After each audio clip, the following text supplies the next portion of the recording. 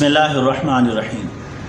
حضرت جابر رضی اللہ تعالیٰ بیان فرماتے ہیں کہ کچھ افراد سمندر سے سفر طے کر کے آقا علیہ الصلوۃ والسلام کے پاس آئے۔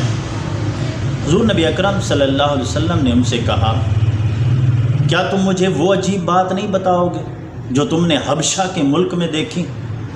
تو ان میں سے کچھ نوجوان لڑکوں نے کہا، جی ہاں یا رسول اللہ صلی اللہ علیہ وسلم، ہم بتائیں گے۔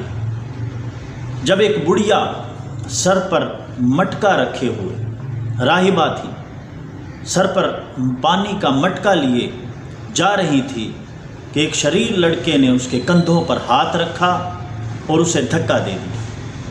وہ منہ کے بل زمین پر گری اور اس نے کہا، اے دھوکے باز، تجھے تب پتہ چلے گا جب اللہ رب العزت قیامت کے دن اپنی شان کے لائق کرسی سجائے گا اور اپنے پہلوں اور پچھلوں کو اکٹھا کرے گا، جمع کرے گا اور حساب و کتاب ہوگا۔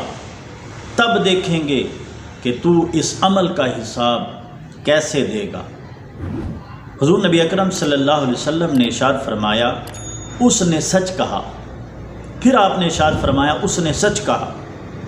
فرمایا، وہ قوم کیوں کر پاک ہوگی جس میں ظالم سے مظلوم کو حق نہیں دلوایا جاتا۔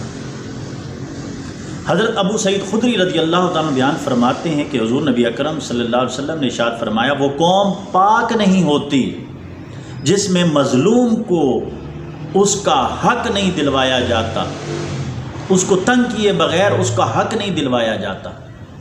یعنی بتانا مقصود یہ ہے کہ جس ملک میں، جس قوم میں انصاف نہ ہو، مظلوم کو اس کا حق نہ دلوایا جائے، وہ قوم پاک ہی نہیں ہوتی۔